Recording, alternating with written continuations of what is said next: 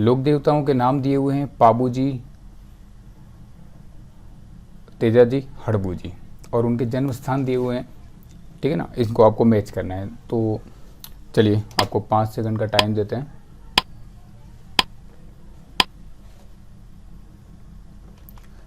देखिए, एग्ज़ाम के point of view से ये प्रश्न काफ़ी महत्वपूर्ण है। अब इस प्रश्न को सोल्व करने के लिए आप आराम से देखिएगा कि सबसे पहले मैं आपको लर्न करवा देता हूँ कि जो पाबूजी हैं, ये इनका जो जन्म स्थान है वो है फलोदी, जोधपुर। कौन सा है? फलोदी, जोधपुर। फलोदी,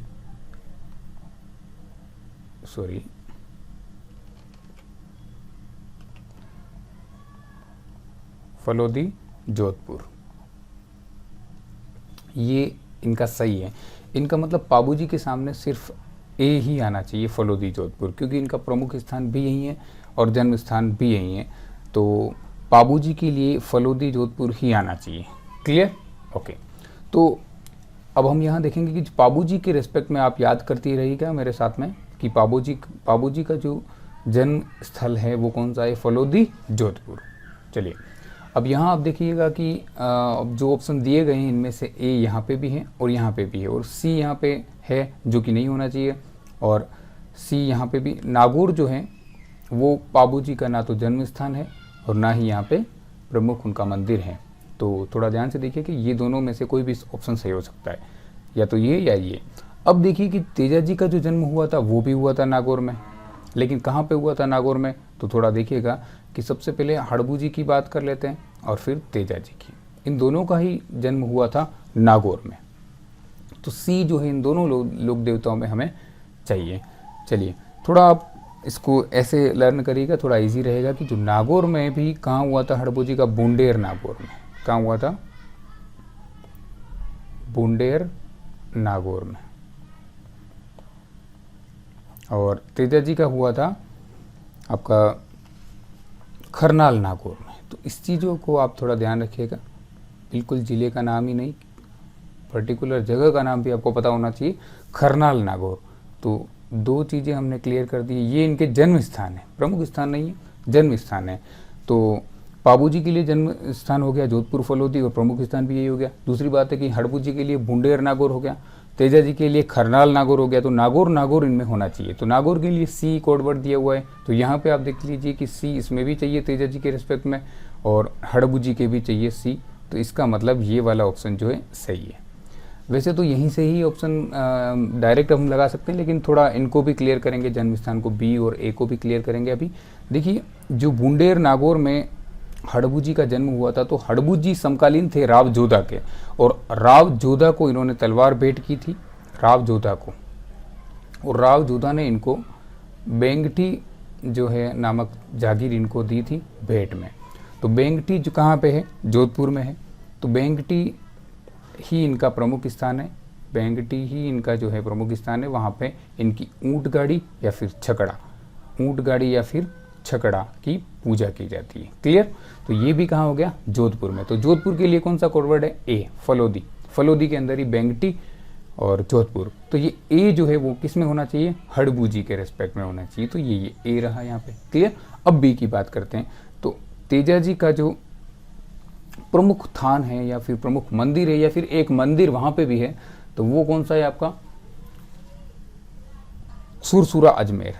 कहाँ पे है? सुरसुरा अजमेर। सुरसुरा अजमेर, अजमेर। क्लियर? तो यहाँ पे अजमेर के लिए कोडवर्ड दिया हुआ है बी। तो यहाँ पे बी, तेजाजी के रेस्पेक्ट में बी भी है, सी भी है। एक बार रिपीट कर लेते हैं पूरे क्वेश्चन को कि पाबूजी का जन्म हुआ था फलोदी, जोधपुर में, तेजाजी का जन्म हुआ था नागौर में, और हड़बूजी का जन्म भी हुआ था नागौर में। नागौर में कहाँ पे? बुंडेर में। हड़बूजी राव जोधा के समकालीन थी, राव जोधा को तलवार भेंट की थी, राव जोधा ने इनको बेंगटी जमीन दी थी, जो कि कहाँ है? फलोदी और जोधपुर में, जहाँ पे छकड़ा इनकी ऊँट गाड़ी की पूजा होती है। तो यहाँ पे हमने ये फलोदी ले लिया और इनका जन्म स्थान हमने ले लिया है नागौर। इसी तरह तेजाजी की का जो प्रमुख थान है, प्रमुख मंदिर यहाँ पे भी बना हुआ है सुरसुरा अजमेर में, तो वो हमने यहाँ पे ले लिया, और जन्म स्थान इनका नागौर है। चलिए, आप इनका स्क्रीनशॉट चाहे तो ले सकते हैं। अगला प्रश्न आपकी स्क्रीन पर है, किस लोक देवता ने देवल चारणी की गायें छुड़ाने के लिए अपने प्राण त्याग दिए? गुगा जी, तेजा जी, पाबू जी, रामदेव जी। चलिए ओके, थोड़ा ध्यान रखिए कि जो देवल चारणी है इनकी घोड़ी कौन सी थी, केसर काल में।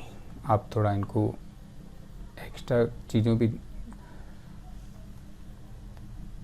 केसर काल में इस घोड़ी का नाम था, केसर काल में।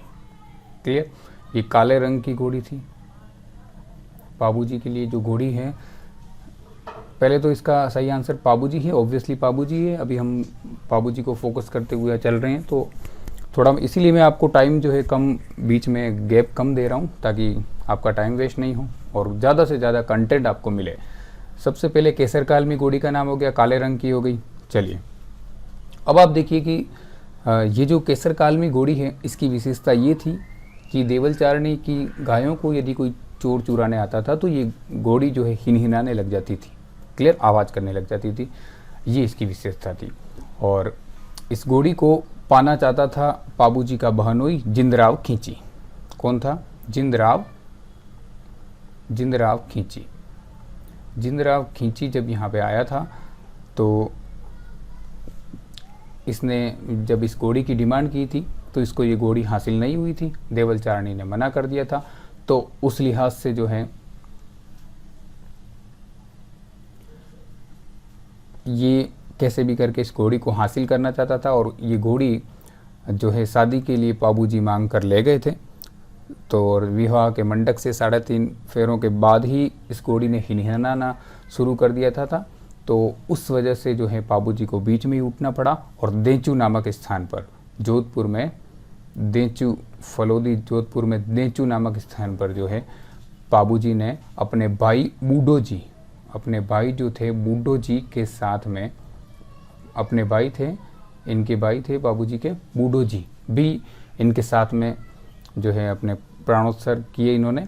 और बूढ़ो जी के जो पुत्र थे रूपनाथ जी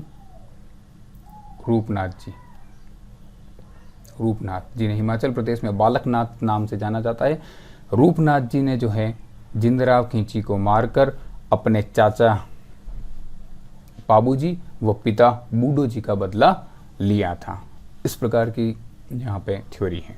चलिए आपकी स्क्रीन पर अगला प्रश्न है, मारवाड़ में सर्वप्रथम ऊंट लाने का श्रेय किस लोक देवता को है? पाबूजी, गुगा जी, तेजा जी, कल्ला जी। चलिए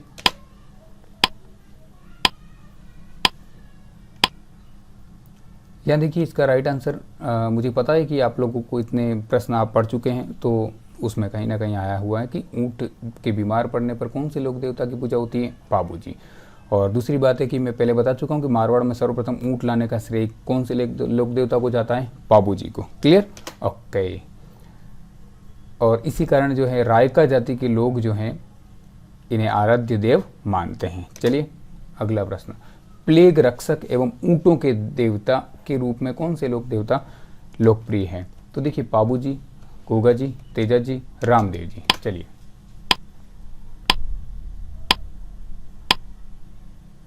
बिल्कुल ऊँटों के देवता के रूप में आप सभी जानते हैं कि पाबूजी, लेकिन प्लेग रक्षक एग्जाम के पॉइंट ऑफ व्यू से बहुत ही अच्छा पॉइंट है, पूछे जाने लायक है। प्लेग रक्षक देवता कौन से हैं? पाबूजी। ऊँटों को सर्वप्रथम लाने का श्रेय भी इनका ही है और बाकी चीज़ें हम पढ़ ही चुके हैं। अभी आगे और भी कॉन्सेप्ट क्लियर करेंगे। चलिए लक्ष्मण का अवतार इन्हें कहा जाता है और कृष्ण का अवतार किन्हें कहा जाता है? रामदेव जी को। थोड़ा यहाँ पे ध्यान रखिएगा कि जो रामदेव जी हैं इनको कहा जाता है कृष्ण का अवतार। कृष्ण का अवतार या फिर विष्णु का अवतार। कृष्ण का अवतार या फिर विष्णु, दोनों का ही अवतार माना जाता है, विष्णु का अवतार।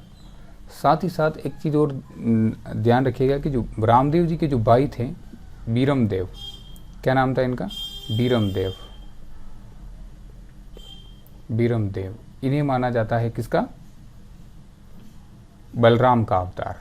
कृष्ण के भाई इधर रामदेव के भाई थे बीरमदेव, इनको माना जाता है बलराम का अवतार। तो थोड़ा एग्जाम के पॉइंट ऑफ व्यू से ये तीनों ही फैक्ट आप पता रखें। और ये लक्ष्मण का अवतार कौन से लोक देवता को माना जाता है? वो है Pabuji. Clear? Okay. Okay. Kolumand में पाबूजी का मेला कब पड़ता है? ऑप्शन नंबर 1 है चैत्र अमावस्या, ऑप्शन नंबर 2 है चैत्र शुक्ल दूज, ऑप्शन नंबर 3 चैत्र कृष्ण दूज और चैत्र कृष्ण नवमी। चलिए,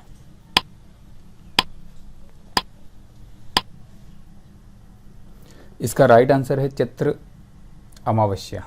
यहाँ पे पाबूजी का जन्म स्थान है कोलूमंड गांव, कोलूमंड गांव, फलोदी, जोधपुर। थोड़ा ध्यान रखिएगा कि ये कोलूमंड गांव है और फलोदी,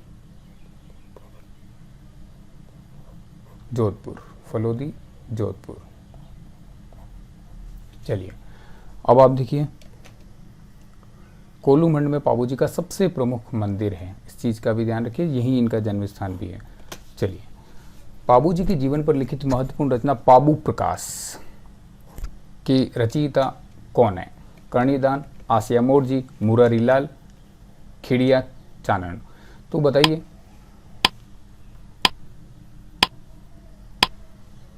चलिए, इसका जो राइट आंसर है वो है आसिया मोर्जी। क्लियर?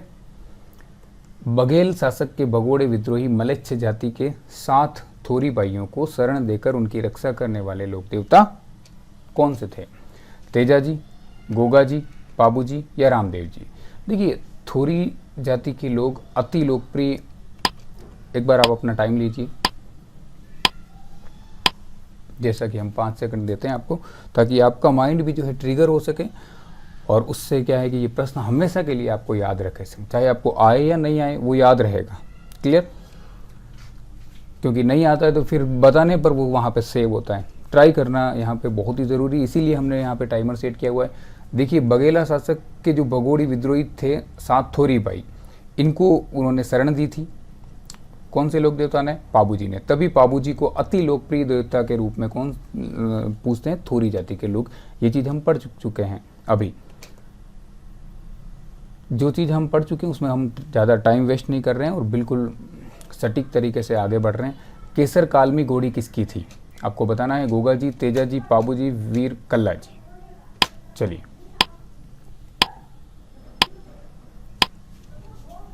देखिए, अभी हम आपको बता के आए हैं कि जो पाबूजी हैं, अभी अभी बताया आपको कि पाबूजी के पास घोड़ी कौन सी थी? केसर कालमी। और ये किसकी थी? देवल चारणी की।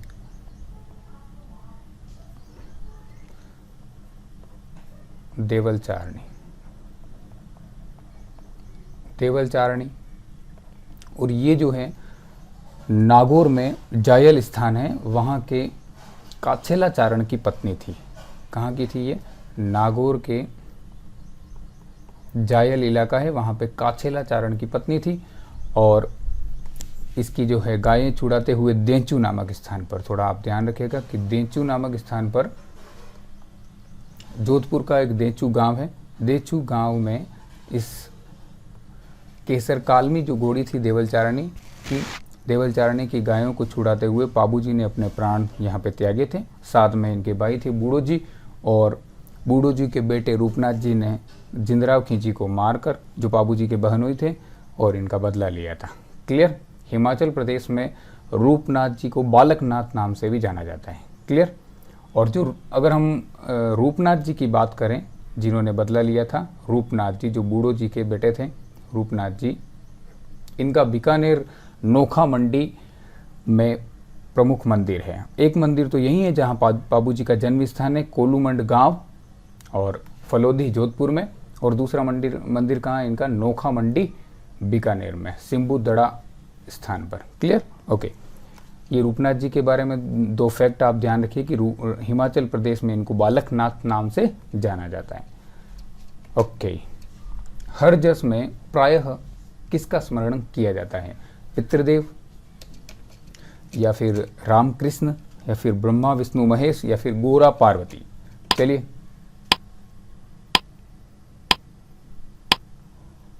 इसका राइट आंसर है रामकृष्ण। ध्यान रखिएगा, रामकृष्ण इसका राइट आंसर है।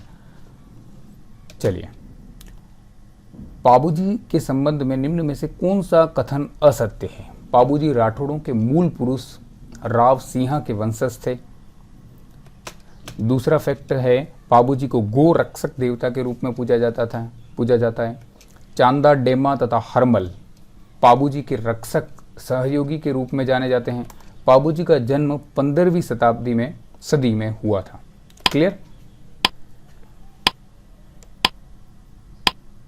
चलिए यहाँ पे देखिए, पहला फैक्ट भी राइट है और दूसरा फैक्ट भी राइट है। तीसरा फैक्ट अभी आपको फोटो में भी दिखा चुका हूँ मैं इन चीज़ों को।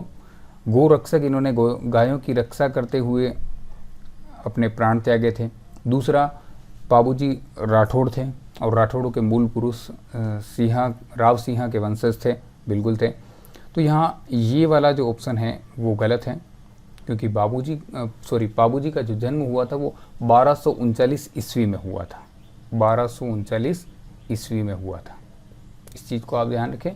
और हुआ था कोलूमंड गांव, फलोदी तहसील और जोधपुर के अंदर हुआ था। क्लियर? ओके, थोड़ा ध्यान रखिएगा। मतलब 13वीं शताब्दी में हुआ था, ना कि 15वीं शताब्दी में। 13वीं सदी में हुआ था, 13वीं सदी में, 15वीं में नहीं हुआ था। क्लियर? ओके है।